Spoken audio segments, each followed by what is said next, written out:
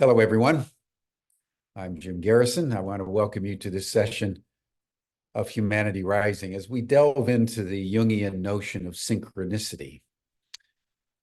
Before we dive into that subject, I want to note that today is the beginning of Ramadan, one of the 5 pillars of Islam, commemorated by Muslims all over the world as a time to remember the month of Ramadan back in the year 610 AD, when the Prophet Muhammad, having fasted in a cave near Mecca just before dawn, received the first surah of the Quran, uttered by the Archangel Gabriel. And ever since then, Muslims have commemorated the month of Ramadan as a month of fasting and prayer. So between the moment in dawn, or at dawn, when it's possible to thread a needle, to the moment at dusk, when it's no longer possible to thread a needle, Muslims go without food and even water, although there are exceptions made for the elderly and the sick and other exigencies. But today marks the holy month of Ramadan. It was also the case as we zero in on the Palestinians in the West Bank and in Gaza, time when the Israelis, to commemorate the beginning of Ramadan, continued to bomb and kill civilians. There was a very excruciatingly painful video that surfaced just yesterday of Israeli soldiers coming across an elderly Palestinian man who was deaf and could not speak, who raised his hands to show that he had no weapons. And the Israeli soldier put 4 bullets in his body, killed him almost instantly. It was recorded on body cam. And the other soldiers with him cheered that there was another dead Arab. The Israelis dropped leaflets over parts of Gaza, commemorating the beginning of Ramadan and reminding the starving Palestinians to give alms to the poor. It's an extraordinary moment in world history. It's also an extraordinary moment in American history.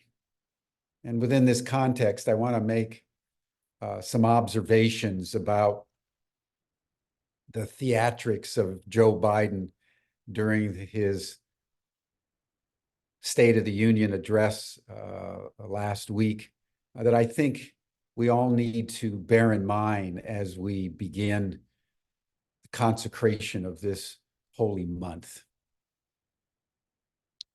He talked about building a floating pier off of Gaza to deliver aid, when as president of the United States, all he needed to do was to call Benjamin Netanyahu and order a ceasefire in the same way that President Reagan did in 1982 to Menachem Begin after the massacres by the Israelis of the refugee camps in southern Lebanon after the Israeli invasion.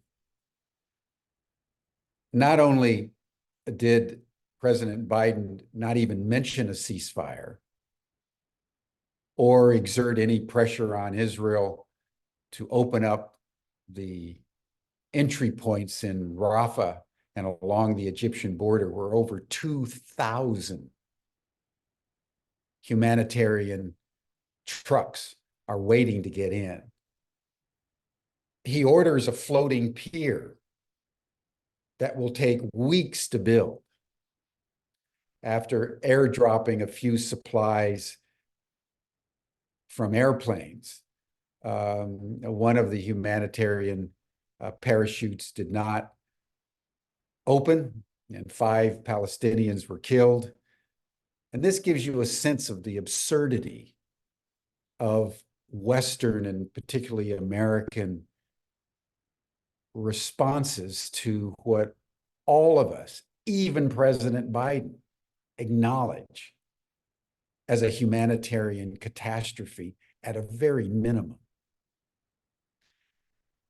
To understand why Biden is acting the way he is, it's very important to remember a singular fact that upon his return from Israel, remembering that soon after October 7th, he flew personally to Israel and stood side by side with Benjamin Netanyahu, with Anthony Blinken, the Secretary of State, to declare eternal solidarity with Israel and to give Israel a blank check to do whatever they needed to do. He then came back and met with the leadership of AIPAC, in particular Haim Zaban, who's one of the biggest donors of the Democratic Party and member of AIPAC. And in the ensuing month, raised over $42 million in AIPAC-sponsored fundraisers around the United States. And even over the weekend, when he was saying with one side of his mouth that he was drawing some red lines for Netanyahu, he said in the same speech that that didn't mean that he was going to do anything to stop the flow of weapons and bullets and material to the Israeli army. So for the President of the United States, remembering President Reagan, to be groveling and sniveling while Benjamin Netanyahu says there are no innocent people being killed in Gaza,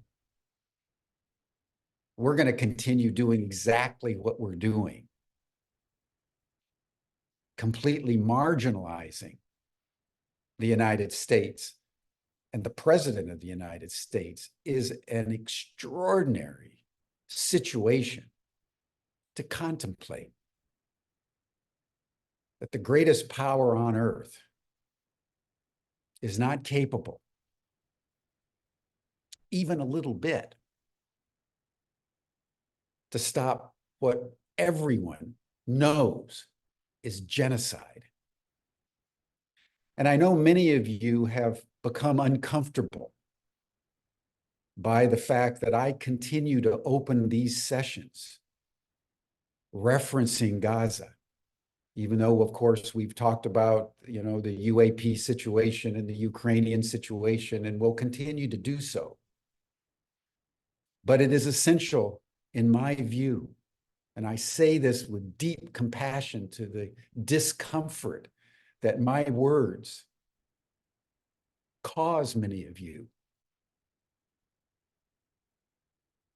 We are witnessing in Gaza the Holocaust of our time, the trail of tears of our time, the middle passage of our time. And we cannot look away. I would have the same accountability if we were broadcasting during the 1930s and the 1940s to call attention to what was happening to the Jews. Sometimes you have to look evil in the eye and take a stand and allow the discomfort to work through you in a way that animates the pain,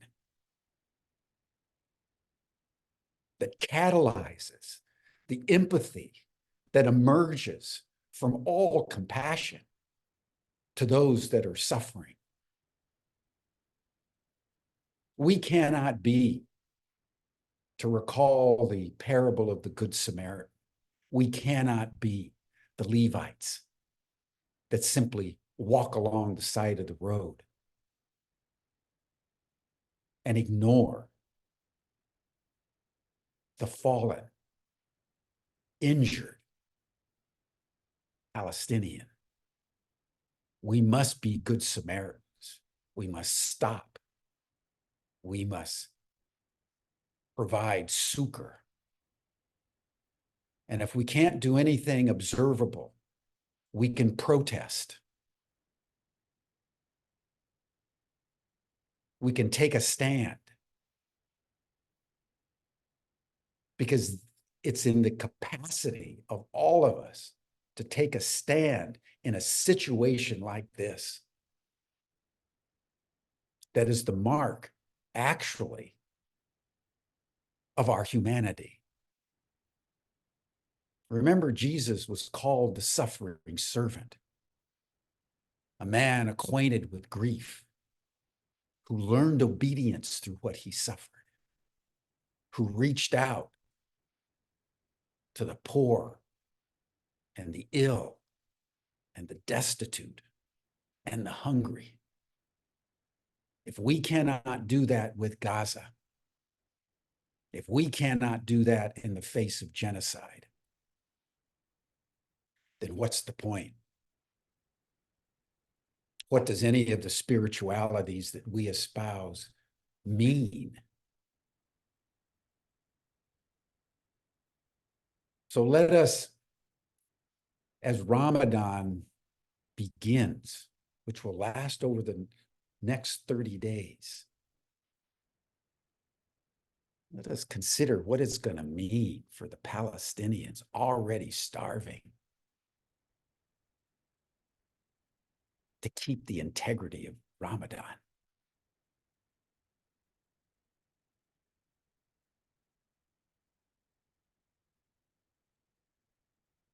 Drop by drop, pain that cannot forget falls upon the heart. In our despair, against our will, comes wisdom by the awful grace of God.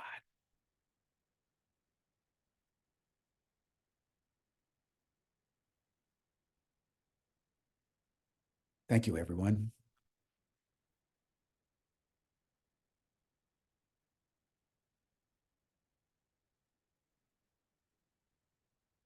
I'd like to now turn to our subject for today, which is, how do we live in synchronicity? How do we live in the moment of our time, where our personal lives come into such an alignment with the kairos, the perfection of the moment, that we experience eternity, and disparate aspects of life come together in harmony that liberate us and create what Plato called the enlargement of the soul. To live in synchronicity is to live in harmony with the most deeply natural processes of life itself. And to share his thoughts on what it means to live in synchronicity, we're very privileged to have Dr. Cuff Ferguson back with us, who's convened a number of programs on Humanity Rising, a PhD in psychology from Boston College, who's been a tenured professor and dean of the University of Massachusetts in Boston. He's also served for many, many years as the president of the Association of Humanistic Psychology. He's written many books. He's actively involved in a range of civic organizations. So, Cuff, it's a pleasure to have you with us, and I turn the program over to you with many thanks.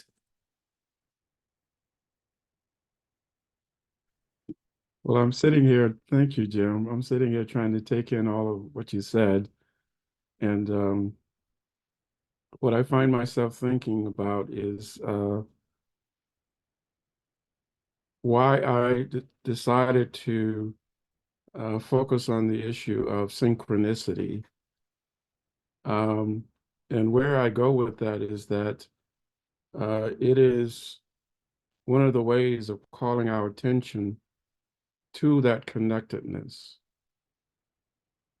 You know, one of the things about war is that it is indeed the absurdity of how we feel disconnected and the absurdity of how we have turned who we really are, spirits having human experiences, into objects, mechanistic objects, where we don't really see each other. We only see the other person as an object.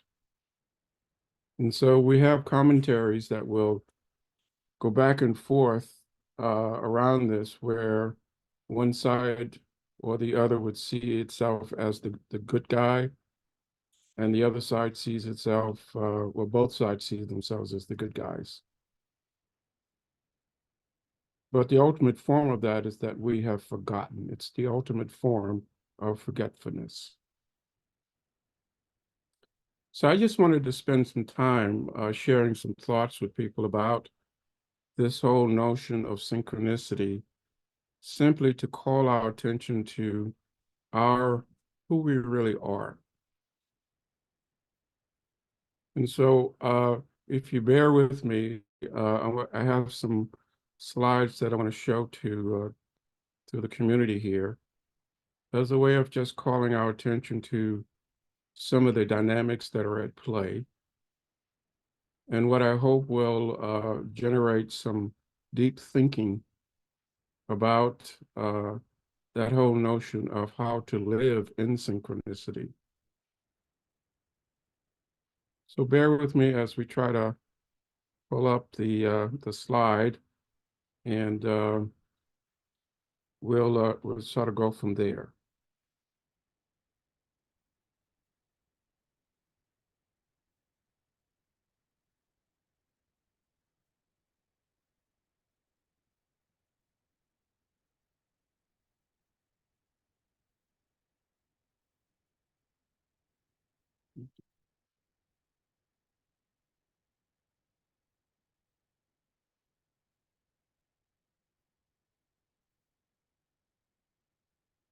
We did this before the session. Doesn't Yeah, I think the seem. slideshow thing there and up there in the middle. Yeah, you're almost there. Yeah, that says slideshow. It's not showing, so unfortunately.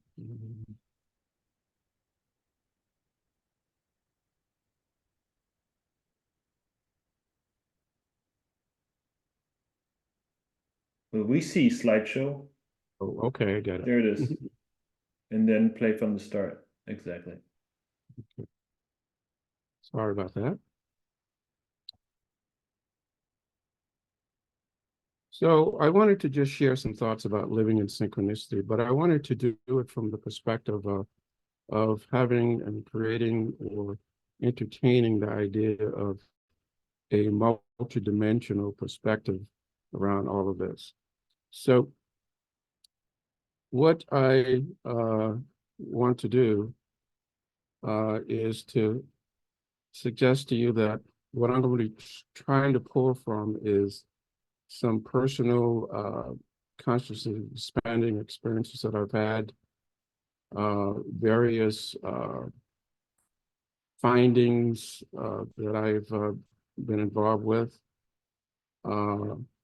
and their connection to what I eventually started calling archetypal energies, which are not really Jungian archetypes per se, but I speak about them as creative urges that are that operate deep within our psyches, and they try to lead us toward our optimal selves and optimal realities, both at individual and collective levels. And so some of this also is contained in well, it's not necessarily contained, but it's kind of a parallel or a sister book to this particular book called Evolving the Human Race Game, a Spiritual and Soul-Centered Perspective. So why a focus on synchronicity? Well, as I was alluding to earlier, we have forgotten who we are. And so there are two central primary questions for exploring who we are as human beings. When you go deep into that particular issue, it's what happens to the concept of self. If the ideas of what we call race and the nature of consciousness, the nature of the unconscious, self-creation, and reincarnation, what happens to our notions of who we are, the self, when you try to marry all of those ideas? And the second fundamental question that's at play right now is, why do we construct such inhumane realities? Again, I want to suggest that you've forgotten who we are. I won't go through these definitions, but I want to say that synchronicity can be defined as acausal, meaningful coincidences in both linear and nonlinear time and space. And I have a lot more to say about that. So who are you? Who are we? And how are you or we connected to the phenomena of living in synchronicity? Well, if someone asks you who you are, there's some common kind of lenses that we may use to try to say who we are. And some of that has to do with race and gender and class and religious or spiritual orientation, or what we may consider our current and other self-described group affiliations, our work-related affiliations. Is that really you? These are roles that you play. But that's how we define who you are. So I want to suggest to you that who we really are consciousness, energy, multidimensional, multi-leveled beings. And that you and we all have this ongoing, unfolding, multidimensional narrative or story that we're telling ourselves about who we are. And then we act out a variety of dramas in our life spaces.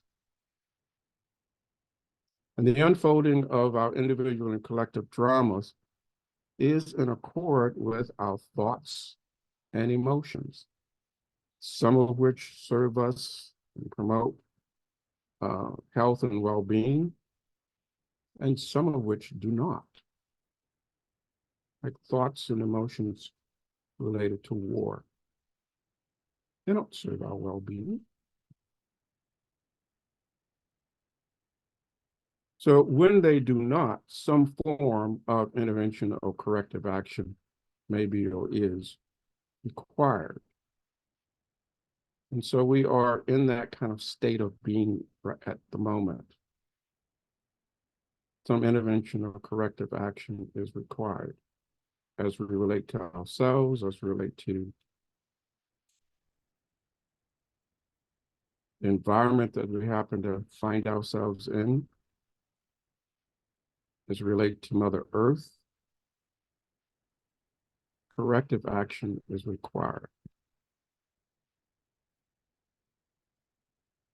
So what does it mean then to live in synchronicity from a multidimensional perspective? Well, let me pose some questions. Were you ever thinking of someone and they called you on the phone? Or have you ever had the experience of someone you know or previously knew showing up at a particular place, quote unquote, surprisingly and or unexpectedly? Or have you ever had the experience of meeting someone for the first time and immediately felt a connection?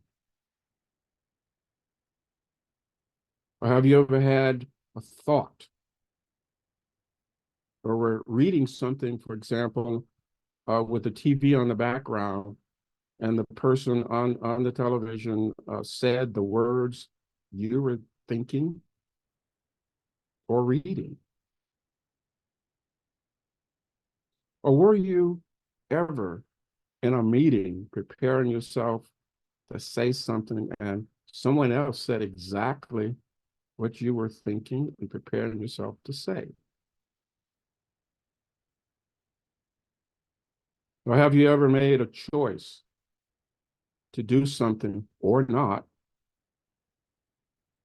and then found out later that if you had made a different choice, that choice would have led to something not in your best interest, or vice versa? Or have you ever had the experience of what you would call good fortune?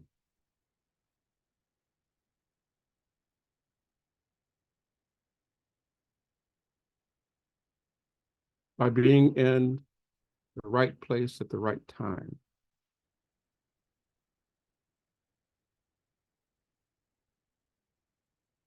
If you have had any of these kinds of experiences,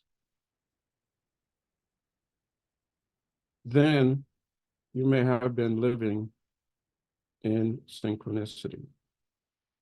Or even as an adult, in your current racial form, have you ever had the experience where you suddenly realized that you were living out an idea or an emotional theme that you briefly or constantly had as a child? And even then, you might be living in synchronicity. So Carl Jung is credited with coining the term synchronicity. And Carl Jung's framework of synchronicity implies that the structure of reality includes the principle of acausal connection, which manifests itself in the form of meaningful coincidences in time. And Jung and others tended to view this principle of acausal connection in simultaneous terms, that is, meaningful coincidences in linear time that tend to occur more or less simultaneously or in close proximity or at a distance. So to define a causality, Jung noted that if natural law was an absolute truth, then there could not possibly be any process that deviated from it. But since causality is a statistical truth, it holds good only on average and thus leaves room for exceptions, which must somehow be experienced as real. So Jung sort of regarded synchronicity events as acausal exceptions that prove to be relatively independent in space and time. That is, in terms of the relativity in space and time, synchronicity events represent in principle no obstacle to their passage in space and time. And the sequence of events in linear time is inverted, such that it looks as if an event which has not yet occurred was causing a perception in the present. But if space and time are relative, then causality too loses its validity, since the sequence of cause and effect is either relativized or abolished. So Jung suggested that the occurrence of these meaningful coincidences in linear time, they can take three forms. And I'm just going to adapt how he talked about them, but the three forms are these. The coincidence of a certain psychic content that is an inner or an internal experience with a corresponding objective process that is an outer external experience, which is perceived to take place simultaneously. That's one form. Another form that he suggested is that the coincidence of a subjective psychic content that is, again, the inner or internal experience with a dream or a vision, which later turns out to be more or less faithful, sort of a faithful reflection of a synchronistic objective event, which is that outer experience that took place in more or less simultaneous time, but at a distance. And thirdly, Jung suggested that the same as above, but except that the event perceived, that is that outer experience, takes place in the future and is represented in the present only by a dream or a vision that corresponds to it. So in the first case of synchronicity, an objective event that has that outer experience coincides with the subjective content, which is that inner experience. In the other two cases of synchronicity event is formed by the coincidence of a neutral psychic state with a dream or a vision, and so can only be verified subsequently. So I wanted to expand on that perspective to suggest that this principle of acausal connection actually can be viewed both in linear and nonlinear terms in physicality. And so using a linear and nonlinear multidimensional perspective about living in synchronicity positions a person to more deeply understand the variety of ways that one's higher consciousness, that is one's higher self, or that deeper inner self, communicates with our lower consciousness, or what might be called our personality or our ego self, and with one's whole self, which I call the multidimensional self. Now, in the book that is a companion text to a book that I'm currently working on, which is called Living in Synchronicity, the previous book, Evolving the Human Race Game, a Spiritual and Soul-Centered Perspective, I discuss an alternative model of human nature, which includes like the notions of having a higher self, a lower self, and a multidimensional self. In short, one's higher self is the domain of essence. One's lower self is the domain of personality, and ego. And one's multidimensional self is the domain of what I call one's ever emerging self or soul. It is one's past, present, and future lives. In this sense, higher and lower,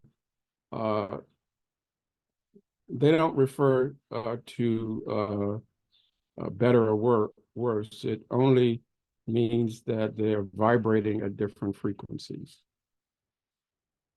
And the lower and slower the vibrational frequency, the more solid in form and appearance the consciousness energy takes. So this alternative model suggests that we are consciousness energy, vibrational beings, whereby consciousness is the inner subjective aspect of energy, that is the inside of energy. And energy, whether in physical form or in forms not currently recognized in physics, is the outward objective aspect of consciousness, that is the outside of consciousness. The consciousness and energy share each other's properties, but they cannot be reduced to one another. So this alternative model actually is what I call a soul-centered model. It's framed in consciousness energy vibrational terms with levels that sort of connect us to vibrationally to all that is, however you define what all that is. And I further discuss in detail the relationship between the inner world, that is the higher multi-layered mental, emotional, and spiritual dimensions, and the outer world, which is the lower multi-layered mental, emotional, and physical dimension. The deeper inner self and the outer self. In accord with this model, time in the inner world is not perceived and not experienced as linear.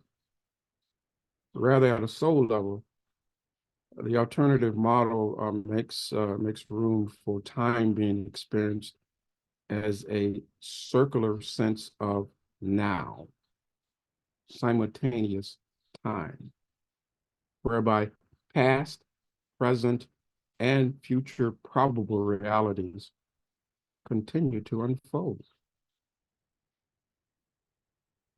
So my intent here is simply to briefly reference the relevance of this perspective in relationship to broadening this idea of what it means to live in one's current racial form. And so I just simply refer people to the previous written book.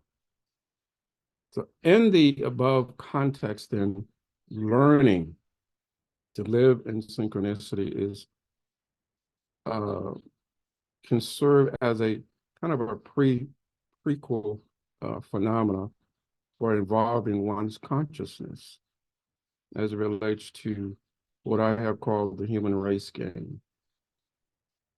That is, it can stimulate an expansion of one's consciousness such that the veil between one's inner world and outer world becomes more transparent to and for the whole self. And in this sense, synchronicity events are and can be viewed for the most part as simultaneous multidimensional consciousness energy events emerging as messages from the higher or the inner realities into the present daily, that is the outer realities, to assist the person with individual and collective growth.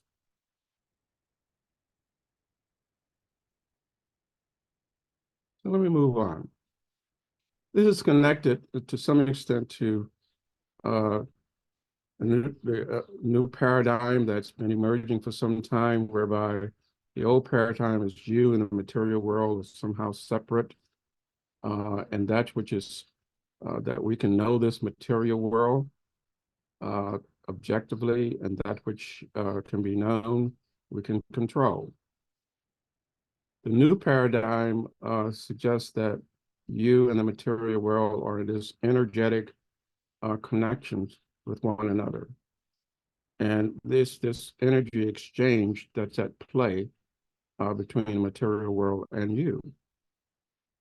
So I won't go into much more detail about that. But in this context, what can we say? We can say that we actually live simultaneously in 3 life spaces. Our conscious mind lives simultaneously in 3 life spaces. Our personal life space, which is centered around all of the people and events and circumstances that you have direct face-to-face encounters with, and form lots of beliefs and ideas and thoughts and attitudes and so forth, make decisions in that personal life space. Direct face-to-face encounters, direct face-to-face experiences.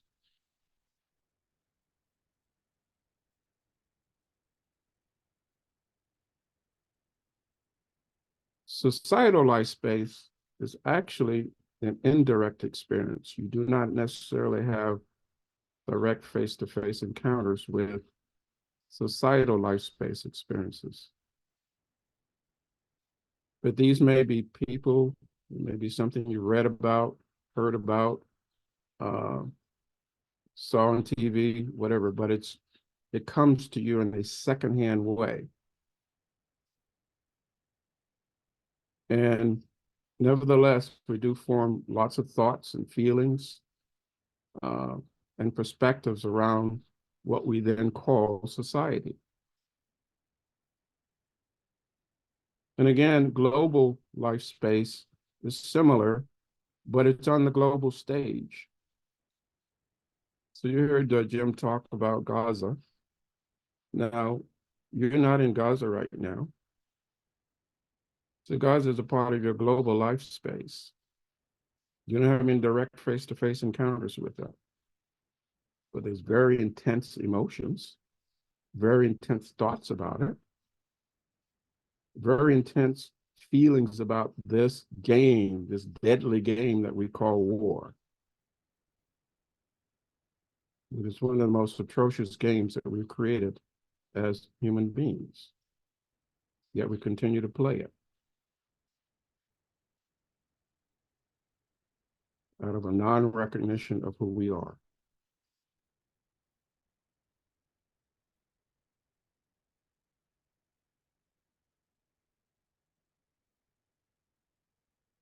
So here's how we get feedback then. I call it the mirror effect. It's manifested in our life spaces at individual and collective levels, but emerges and flows from the energy vibrationally attracted to thoughts about ourselves and our world. But it's attracted more to our core thoughts, which is the way we orient our lives, that we rarely stop and think about them. Yet they're very powerful.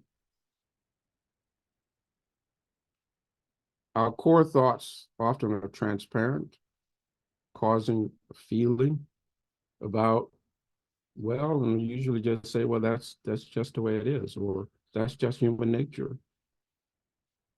And the origins may be based uniquely on internalized ideas that we've gotten from a variety of different places. But if they become part of our core, then we engage in attracting certain kinds of events and circumstances. Now, this is not to say to get involved with the blame game, because that's a misnomer of the mirror effect.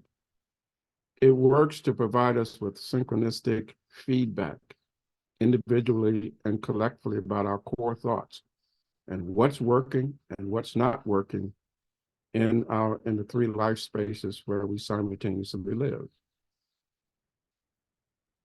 So when we look out onto societal life space, we can see very clearly what's not working. And we can see somewhat clearly what is working.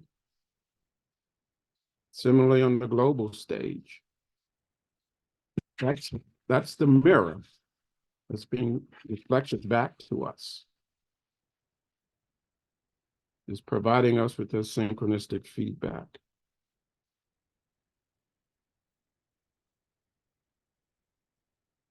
Now, in this context, then, there are things that are at play that I call archetypal energies. And when I talk about them, I'm talking about these vibrational patterns, these higher vibrational patterns, these higher vibrational energies that operate deep within our psyches at individual and collective levels. And each of these archetypal energies has a transcendent value, purpose, and a voice unique to the individual. So you can literally feel them.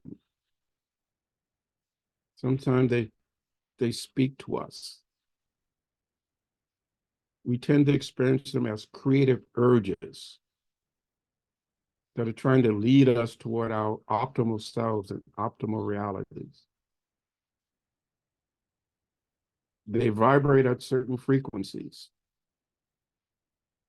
I've been looking at these frequencies for some time, and it's interesting the level at which they vibrate around certain hertz. Example, courage in and of itself sort of vibrates at the level of vibrational frequency of like 200 hertz. Something like compassion, love, they vibrate at higher frequencies, like above 500 hertz. But I use easily recognized terms to evoke a common sense of what I call 25 archetypal energies. Things like love and compassion. But there are about 25 of them, which I may have time, if I have time enough, I'll go into them a little bit later. But it's important then to understand some universal dynamics that are fundamental for understanding how to live in synchronicity. There are 5 important realizations that at least I've come to understand as I've been looking at this issue more closely. One realization is that it's important to realize that everything we see, which I've been implying, everything we see and experience through our senses in the universe is made up of particular frequencies, energy frequencies, including our thoughts and emotions. That is, we live in an energy vibrational world. Einstein told us that. E equals MC squared. You flip it around, MC squared equals energy. So theoretically, if we could move at the speed of light twice over, we would literally turn into energy. Interesting thought. Well, we are anyway, but not in this physical form. So, what this is suggesting then is that we create our human experiences actually with our thoughts and emotions. Thoughts and emotions have electromagnetic vibrational properties. and therefore tend to synchronize with similar vibrational thoughts and emotions.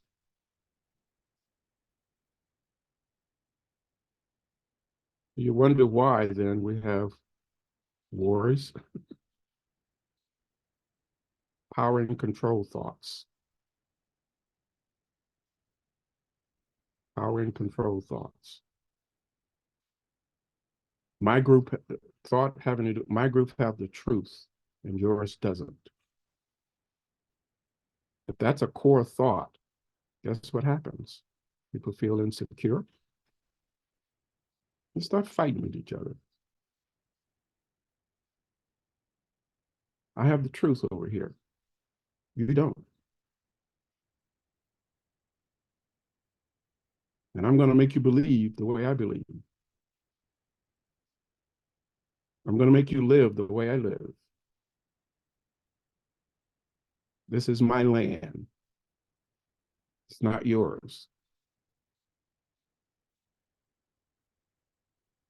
Now you see in the background this little global thing of my picture here. We're on one planet, this little tiny planet in the cosmos. We've demarcated all of these land structures and created what we call countries. We fight over that. Yeah, there are boundaries and so forth, just as we have boundaries in our physical bodies. The 800 million folks on the planet right now, you think that we can't get along? Well, guess what? Our cells in our bodies, we have just about as many cells in our bodies, probably even more. In order for us to be physical beings, they have to cooperate.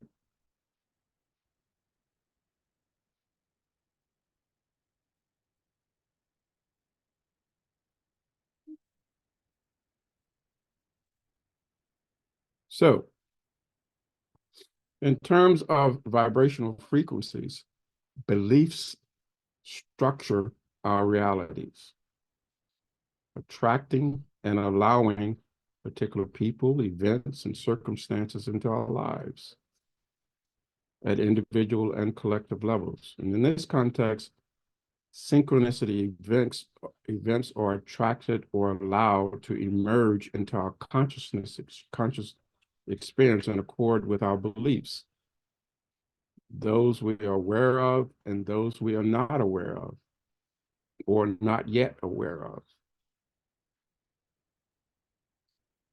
So having particular beliefs for whatever reason does not mean or imply, however, that the person should blame oneself for what temporarily appears to be interpreted as negativity in our lives.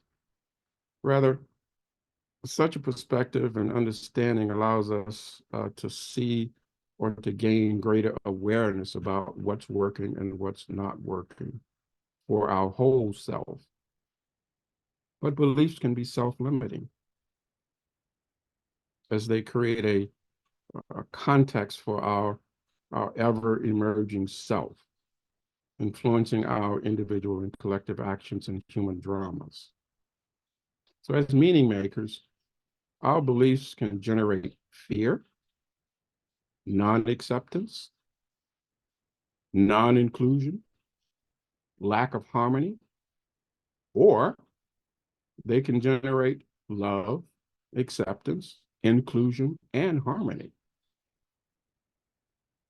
So beliefs, therefore, can also structure whether or not we are more or less open or closed to living in synchronicity in general, and or with those we consider the other, including those we consider to have difference in terms of race and gender and so forth. So in alignment with this perspective, living in synchronicity implies that as human beings we're meaning makers, these meaningful coincidences in our current forms are not accidental in nature per se. But because we have free will, we can ignore or minimize them, or we can embrace them and learn from them. We simply need to be open to the possibility of receiving them, pay attention to them, and become more consciously aware of them. So they're always happening around us or in relation to us, emerging from this multidimensional time and space in which we live. So living in synchronicity, therefore, means that at some level, we have attracted or allowed meaningful coincidences, that is, synchronistic events, to emerge into our personal, societal, and global life spaces. Or we have allowed ourselves to become aware of them in our conscious experiences in a meaningful way, for whatever growth-filled reasons. So that's the first realization. It has to do with what we call the reality creation premise. We create our human experiences with our thoughts and emotions. Second realization is that it's important to recognize that we have our experiences, human experiences, in accord with vibrational harmony and or vibrational disharmony, and in accord with balance and imbalance, and or imbalance. So in physicality, these vibrational energy principles operate both at the micro level and the macro level, in quantum reality and in the cosmos. I won't say too much about that, but in this context, then synchronicity events may be viewed and can be viewed as harmonious, multidimensional, simultaneously experienced consciousness energy events.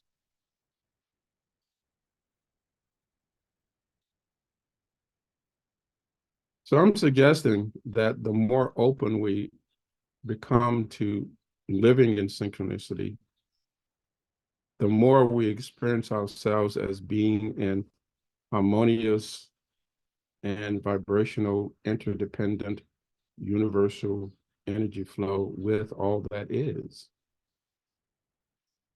So what Jim was alluding to earlier. And in the same sense, since synchronicity events may emerge and serve as guides for our unfolding experiences and growth. And so things, people, events, circumstances simply seem to effortlessly and simultaneously flow into our lives in accord with our desires and beliefs and feelings, knowingly or unknowingly. So as simultaneous multidimensional consciousness energy events, there are, however, natural ebbs and flows to energy patterns that a person may have in terms of going with or being in synchronistic flow experiences in linear or nonlinear time. So let me just say a word or two about some of them, and maybe share a little bit about some personal experiences that I've had with them, so that we can get a sense of what they're about. So these are what I call different kinds of energy exchange states, synchronicity energy exchange states that we may find ourselves experiencing in the now. And so these are inner and outer energy exchange states. The first one I call the calm state. And this is a synchronicity event that emerges vibrationally from a simultaneous multidimensional state of consciousness energy, whereby the energy coming into the present moment and going out of the present moment are in equal amounts.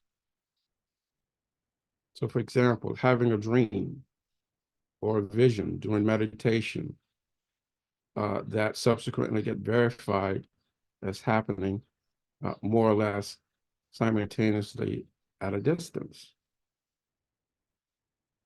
You can share many different experiences that I've had in this calm state. I'll share one having to do with meeting my former wife and the birth of my daughter that was related to dreams. Meeting my former wife, I had a friend who every time I was in kind of this state of needing to be active and social, would call me up out of the blue. Sometimes I didn't see that person for months and months and months, but every time I was in that state, I would get a call from her. She was from Argentina. She used to call me Cafino. So she would call me up and say, "Hey, Cafino, let's go do something." She knew I loved to dance. So then she called me up this one evening when I was in that state and said, "Hey, Cafino, I got these tickets for this place, new place. Let's go dancing." So I said, "Oh, well, why not?" So I went to this place. And while my friend was off dancing elsewhere, actually we were down the floor, and I looked over and I saw this woman staring at the two of us. And for some reason, I felt something. But I was kind of in this shy state. So I left that evening and without talking to the person. Then the following weekend, I got another phone call from my friend. Now, she doesn't usually call me 2 weeks in a row. It's like months and months pass. And she says, "Hey, Cafino, let's go back to the same place." And I say, "Okay." Now, in my mind, this entire week, I couldn't get this woman out of my mind. And so I'm thinking, I hope she's there when we arrive. So we arrive, and my friend goes off dancing with somebody else, and I'm standing up by a counter, but I don't see the woman. And then all of a sudden, the woman comes, stands right in front of me with her back to me, and then turned around. And the first thing out of her mouth was, "You were with that woman that stole my boyfriend." I said, "Oh, we're just friends." But to make a long story short, that's how I actually met my former wife. And it took two tries in order for two synchronistic tries for me to pay attention to that. Now, why am I sharing that?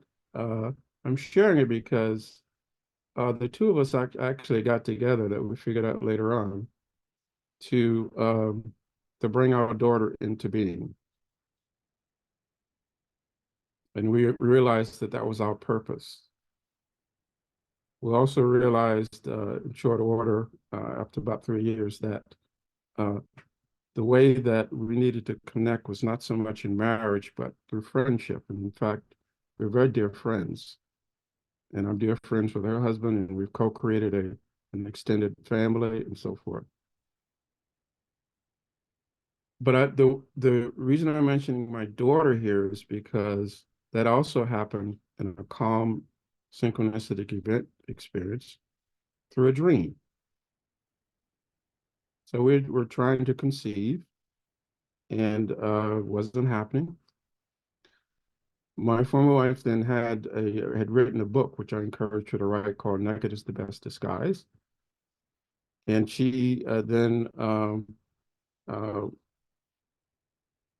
went on a book tour. But before going on the book tour, we both had dreams. In my dream, we were in Old England and cobblestone road, and there was this carriage that came along. We got in the carriage, and as we were in the carriage, I had a bird's eye view too. So I was looking behind me, and I saw this little being running her heart out, trying to catch up to the carriage, just running. Finally catching up to the carriage, and I opened the door, and all I could do was go, "My daughter." So that was my dream. My former wife's dream was that she was giving birth, and make a long story short, she then, after giving birth, the little baby looked up to her and said, "Hi, my name is Corinna." So of course my daughter is named Corinna. Now back to reality, what basically happened then is that on this book tour, part of the book tour took her to, guess where? England. And that's where my daughter got conceived. Calm synchronicity. Then we have another kind of form of synchronicity called flow. It's a synchronicity event that emerges vibrationally from a simultaneous multidimensional state of consciousness and energy, whereby there is more energy coming into the present moment than going out the present moment. So an example of that is thinking of someone and they call you on the phone or show up unexpectedly as you're thinking of them. So this is perhaps the most common synchronicity form that we're familiar with. Then we have a form that's called ebb. This is a synchronicity event whereby there is more energy going out of the present moment than coming into the present moment. For example, rushing but missing a flight due to a lot of traffic, as you simultaneously experience a hunch or some kind of intuitive feeling about flight trouble, which subsequently then gets verified. And then you may have experienced what's called a flat, or what I call a flat synchronicity event. And here, this is kind of an event where little or no energy is flowing into or out of the present moment. For example, feeling like you really did not want to go to a meeting, and then finding out almost immediately or shortly thereafter, or at some future moment, that the meeting was canceled. So currently, we tend to pay more attention to sort of the events that happen in flow and ebb, as opposed to the other two ways that we may experience synchronicity. So let me go quickly because I realize that time is just flowing here. And I'm not going to get through all of the slides that I wanted to get to. Realization number 3 is that it's important to recognize that underlying our overall human experience and dramas with both vibrational harmony and disharmony, and with balance and imbalance, are the multidimensional consciousness energy principles of cooperation and collaboration. Now, there's many different experiments going on right now. HeartMath has a program that's going on having to do with looking at and exploring global coherence. I won't go into detail about that, but it's an attempt to look at how people may be exposed to a certain event and synchronistically have a certain kind of reaction to that event, demonstrating that there's a connectedness going on. And then realization 4 is that it's important to recognize that as human beings, we are evolving. They become more conscious about living in synchronicity.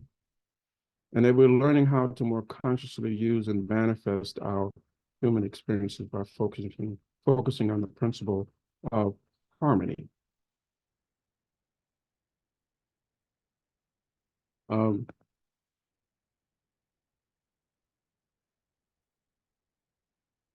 What I'll say by that is that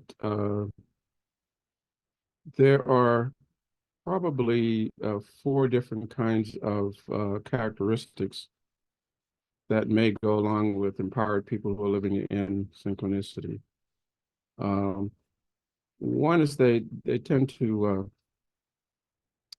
feel a sense of being in harmony with all that is.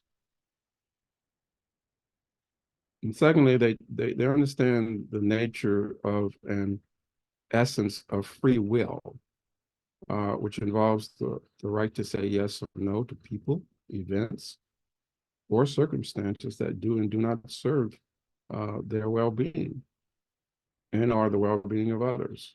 That is, in using their free will, they view it as an act of discernment, not judgment, but discernment.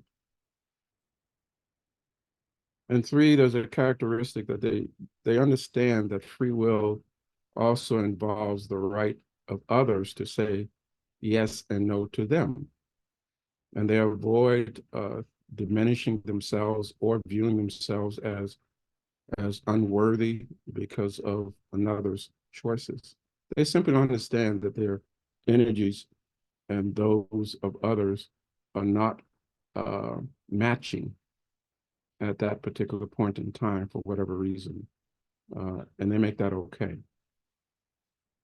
And then fourthly, they understand how to work with energy principles and focus on inner energies first before they consciously create or co-create what they desire. That is, they play with consciousness energy and tend to create or make things happen from the inside out as opposed to the outside in. And finally, the other underlying dynamic, universal dynamic is that the experience of living in synchronicity can be viewed as one of many ways to receive soul messages. So in psychology, soul is not necessarily validated, but I've been introducing this for some time and suggesting that ways in which we can communicate with our higher self and soul, we get messages from them in all kinds of ways. And so synchronicity is just one way, not the only way, but one way that the soul can communicate messages to us.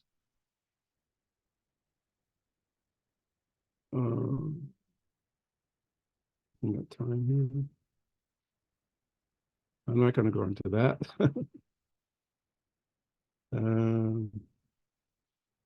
This will take too long to do, but anyway, these are the kind of archetypal energies that are at play. There are 3 types. One is called foundational archetypal energies. These have to do with lessons to help each person develop a personality structure that is a foundation, which has qualities that allow the person to entertain the possibility of choosing to grow, to expand, to move higher, and to do so by choosing growth with joy. You know, I've said on many occasions that as human beings, we know how to grow with pain. We know how to grow with pain.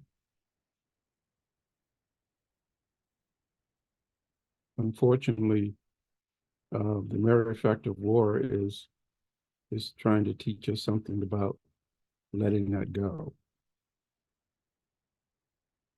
But to let it go at a foundational level, those who are in certain seats of power need to entertain these qualities These are soul qualities, creative urges having to do with trust and enthusiasm and human beauty and hope and flexibility and indeed courage.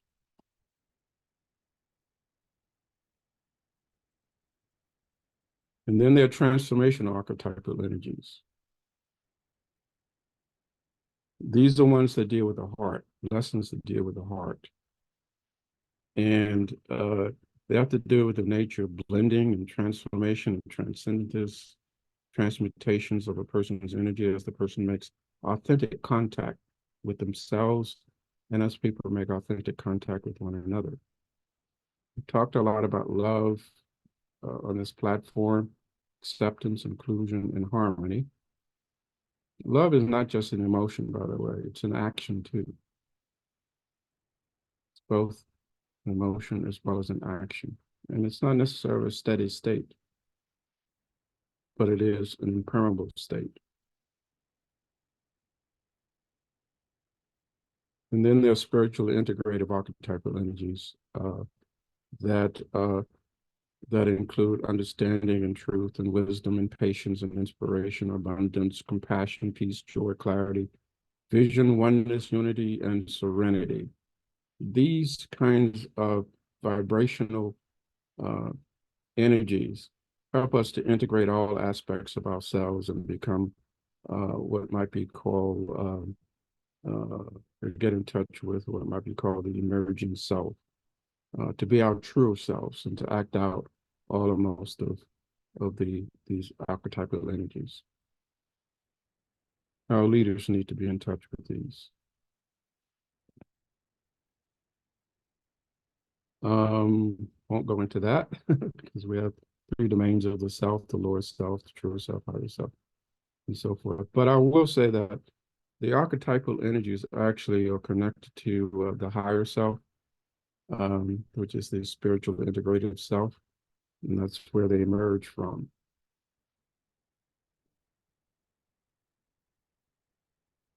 The kind of games we play from a lower self perspective and consciousness, the security game, the sensory game, and the power game. As I was alluding to earlier, war has a lot to do with this power game that we play as human beings. And we can create some pretty deadly experiences as human beings playing that particular game. But it's based in a consciousness having to do with ego, personality, fear, limiting beliefs, and so forth. Fear of differences, fear of intimacy, fear of the unknown, fear of vulnerability. All of these kinds of things create energy blocks. And these energy blocks then do not allow for the free flow of these archetypal energies.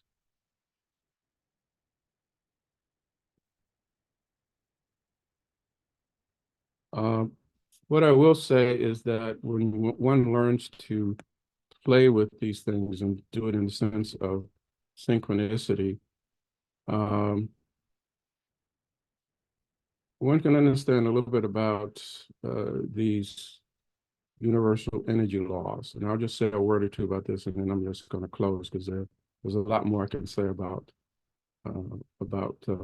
this whole notion of living in synchronicity. I want to leave some time to just have a little conversation. So the law of attraction. The law of attraction is basically one that says energy of any form magnetically attracts similar energy, and intense emotions causes a more intense attraction in both speed and quality.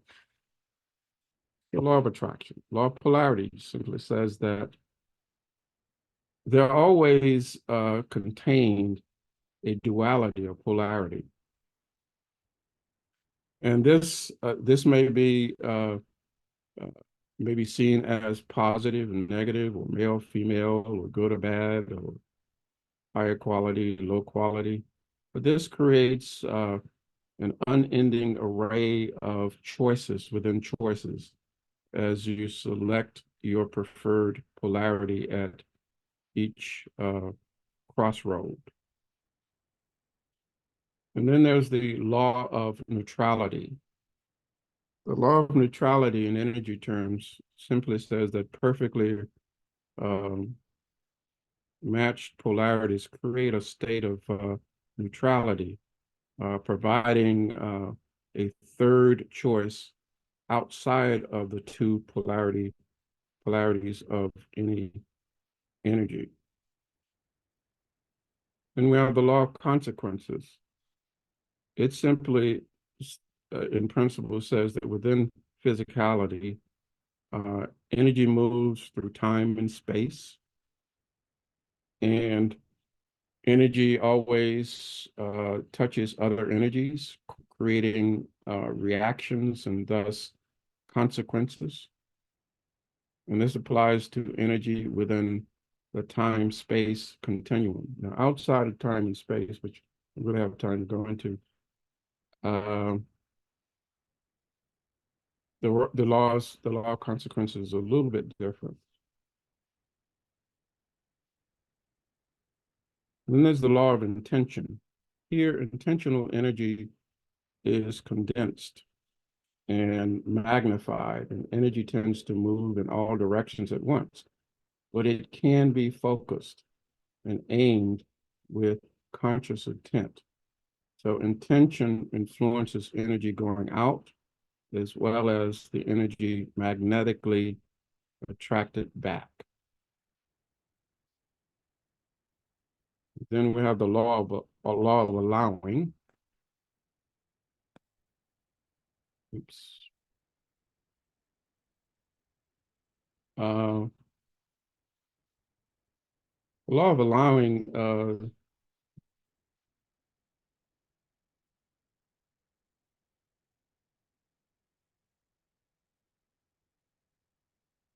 law of allowing essentially says that general energy moves into open pathways only, stopping or moving around blockages. So intentional energy can open a closed pathway, but only when allowed by a change in preference. The seventh law, actually, I don't have up here, but it's really the law of universality. And the law of universality is kind of like where synchronicity comes in. It's all is available.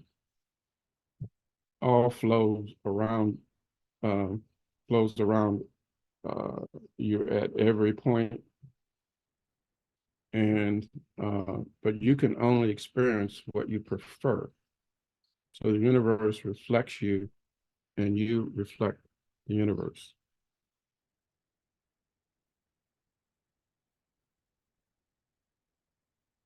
Let me just stop sharing here because there's a lot of stuff that I can go into, but let me pause here in terms of sharing. So the essence of the message that I'm attempting to communicate is that if we allow ourselves then to really entertain and pay attention to synchronicities, it can open up and expand one's consciousness. It can provide us with messages from our higher self, our soul, and it can provide us with ways in which we can entertain the possibility of growing in a different way. Now, sometimes it took me a long time for it to hit me over the head, having to do with paying attention to synchronicity. I share just one brief story, and then I'll just stop at that. But the brief story is that the way that synchronicity, I was pretty young at the time. I was taking some students to different countries to look at how human services was dealt with in that country. So we went to Scotland was the first country. There was some conflict that happened between students. I did some mediating work. Then I said, I'm going to take a walk to clear my head. And as I'm clearing my head and I'm thinking deeply about human interactions and so forth, I walk along and I spot an American penny. And so I call this story my American penny story. So I didn't think anything about it, but it was unusual to be in Scotland finding an American penny. So second time it happened was that I was I'd taken some students to Denmark. There were some experiences that happened there, for example, like someone dropping in front of me, having a seizure, and I tried to attend to him, and it was pretty intense. And then I walked away thinking about the issue of health and so forth. And again, as I'm walking along, I look down and I spot an American penny. Whoa, what's the probability of seeing an American penny in Denmark? I still didn't get it. So the third time it happened, I was in taking some students to the Dominican Republic, and we were looking at all issues having to do with Dominican Republic and Haiti. There's a part of the same island, but people are fussing and fighting with each other. And so we had this very intense discussion among the students. And again, I said, well, okay, let me process things afterwards. And so I just take a walk. As I'm in the Dominican Republic, I look down and there's an American penny. I said, wait a minute. What's the probability of me finding an American penny in these two places? And it was like the universe was playing a game with me. A penny for your thoughts. Then later on, I said, okay, I get it. But I think my thoughts are worth a bit more than a penny. So as soon as I said that, I was in a health food store, and in the health food store, I kind of walked in, and I spotted a wad of money, about $300 there. I picked it up, I took it to the manager and said, somebody dropped this. The manager says to me, well, nobody's claimed it. Why don't you hold on to it? Call me back. So I said, you sure about that? I said, yeah, maybe it's your good day. So I took it home and I didn't do anything with it. I called back the following week. Nobody claimed it. I did this for about a month and a half, calling back every week. Nobody claimed it. And I went, oh yeah, okay, I got it. My thoughts are worth more than a penny. Anyway, I share all these things to share some ways in which the universe can play with you too when you're trying to experiment with synchronicity events. So let me leave it at that, invite Jim back in, and maybe we have a moment or two to share some thoughts. Hey, Cuff. Hey. Sorry Thank for you going so on so much. long. Well, there's a lot to say when you're talking about synchronicity.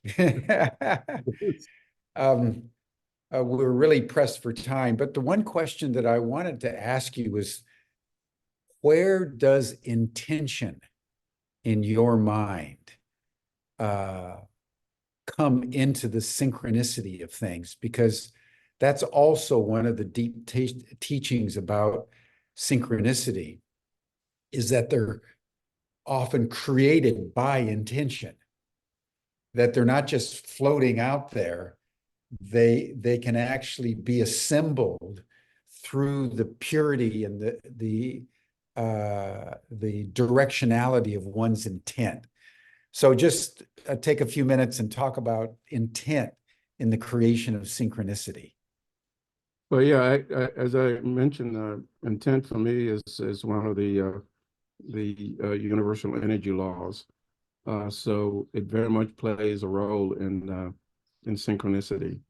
And so the clearer, however, you are about the intention, the more that you can invite in or attract in certain kinds of things.